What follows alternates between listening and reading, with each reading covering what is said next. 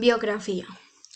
Pablo Montesino nace en Fuente de Carnero, provincia de Zamora, en 1781, siendo la familia acomodada. Cursó estudios en Valladolid y la carrera de medicina en la Universidad de Salamanca, licenciándose en 1806. Ejerce su profesión en el ejército de Extremadura y años más tarde es elegido diputado a Cortes por esa provincia.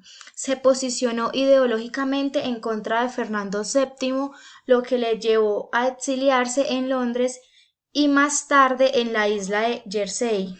Allí conoció las Infant Schools, escuelas infantiles con carácter asistencial. A la muerte de Monarca regresa a España y comienza a preocuparse por la cuestión educativa en el país. Crea en 1838 en Madrid la Escuela de Párvulos, a la que le puso el nombre de Virio. Más tarde creó una segunda escuela que llevó su nombre, desempeña cargos como consejeros de instrucción pública y de director de la Escuela Normal Central, entre otros. Cabe destacar su colaboración en varias sociedades del momento, pero entre ellas la Sociedad para propagar y mejorar la educación del pueblo.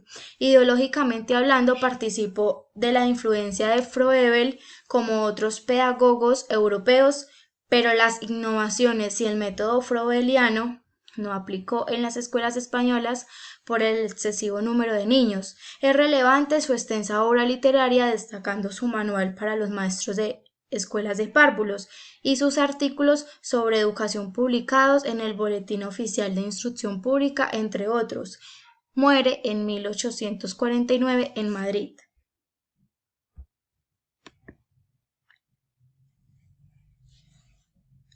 Un educador nacional, Pablo Montesino. En los primeros años del siglo XIX, España sufrió dos periodos políticos de carácter dictatorial, que son el primero 1814 a 1820 y el segundo 1823 a 1833, comenzados respectivamente por dos importantísimas diásporas de miles de distinguidos ciudadanos, que tuvieron que salir huyendo para librarse del fusilamiento, de la horca o de la cárcel.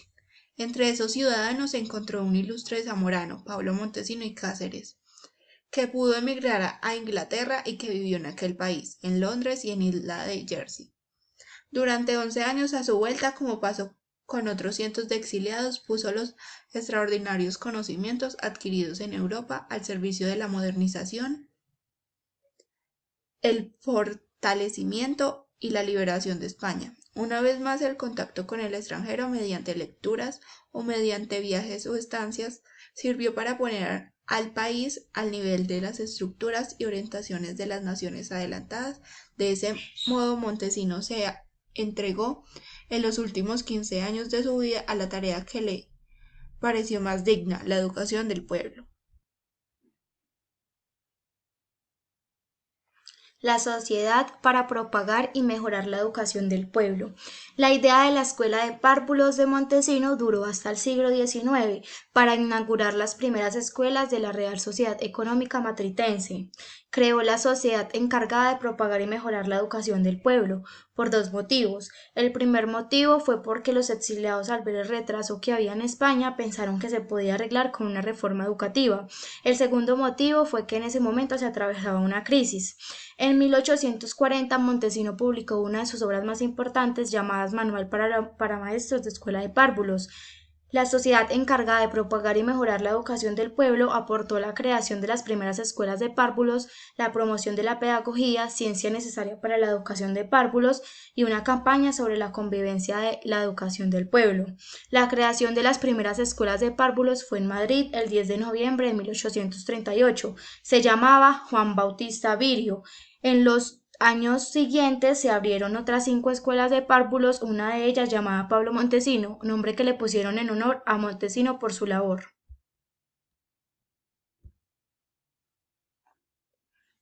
La enseñanza de párvulos en España en su primera época, 1838 a 1876.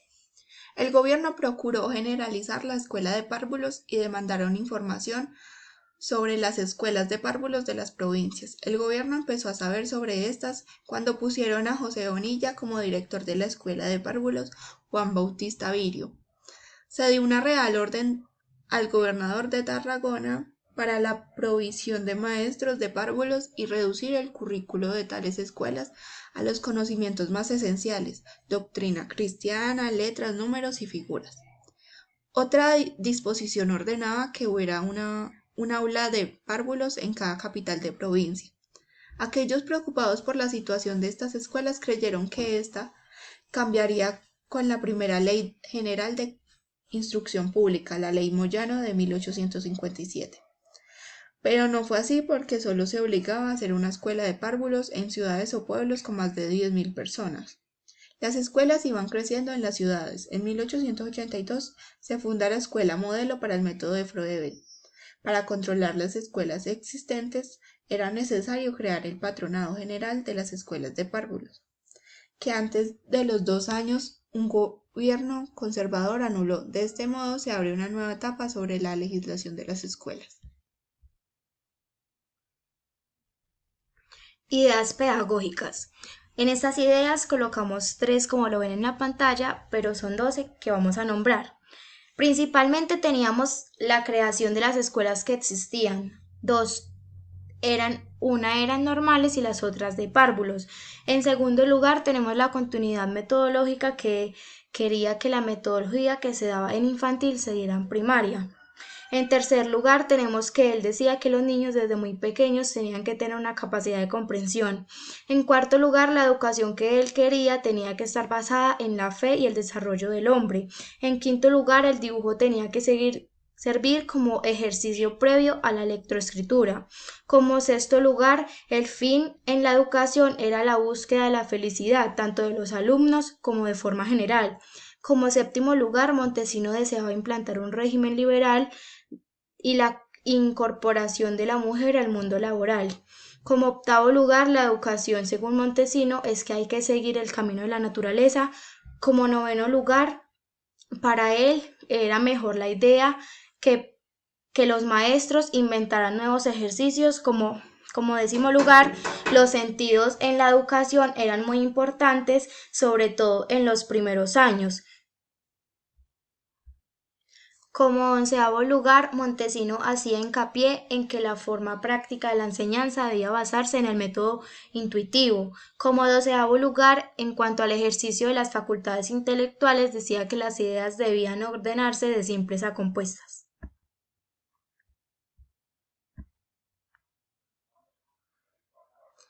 Bueno, ideas educativas. Aparece como novedad la importancia de las costumbres y la idea de la educación como medio para lograr la autonomía. Ideas fundamentales y discurso pedagógico. Como la obra de Montesino tiene 3 partes bien diferenciadas y estructuradas, creo conveniente analizar el texto mediante esa triple estructura. Cuando hablamos de obra, estamos hablando del manual para maestros de párvulos. Como ya he dicho anteriormente, en la primera parte Montesino expone una especie de introducción general de las escuelas de párvulos. Destaca en esta parte la justificación social de estas escuelas, ya que el autor les otorga una característica esencial, la escuela compensadora de diferencias y o deficiencias. Es decir, la escuela de párvulos debe suplir todo aquello que los padres no saben o pueden ofrecer a sus hijos. De ahí su importancia en ocuparse de las clases más pobres, pero sin olvidar que también existen deficiencias educativas, aunque de otra índole, entre las familias más acomodadas. Montesino expone en esta primera parte de su manual la importancia de la inspección para asegurar un educado funcional de las escuelas, destacando su consideración como sección protectora y colaboradora, estableciendo unas normas claras de admisión y funcionamiento general de las escuelas. En la segunda parte del manual, Montesino establece que todo detalla las condiciones físicas, materiales y humanas que debe tener la escuela de párvulos. Respecto al espacio físico de la escuela se exponen características que actualmente están vigentes, como son los espacios independiente y rodeado de un espacio adecuado para realizar ejercicios al aire libre. En esta segunda parte también se establece condiciones de organizar las rutinas diarias. En este aspecto destaca la consideración del tiempo de escuela, es decir, se cree conveniente que el tiempo de instrucción en sí no debe ser superior a 2 horas seguidas, para que los niños no acusen cansancio. La organización de los niños se caracteriza por una autoridad militar. Se entra con marcha militar, se organizan grupos con una estructura muy limitada, pero no hay que olvidar que establecen escuelas de más de 40 o 100 niños o niñas, por lo que es muy difícil establecer una organización tan flexible como la que puede existir en la actualidad. No obstante, es destacable que se otorga a los niños mayores y adelantados el cargo de instructor del grupo, aunque pueda resultar otorgar una responsabilidad poco adecuada para niños de edades tan tempranas, hay que reconocer que tienen una carga pedagógica importante para motivar a los niños a esforzarse por adquirir dicho cargo.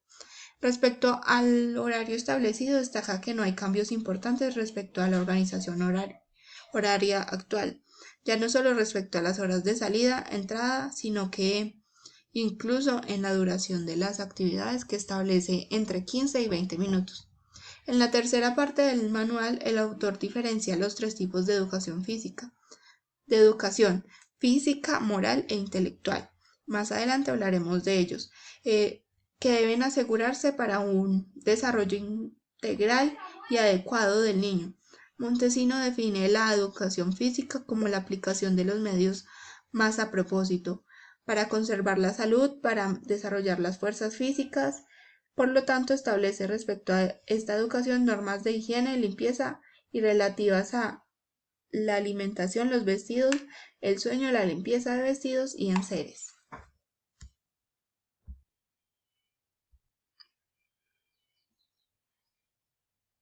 Teoría pedagógica de Montesino.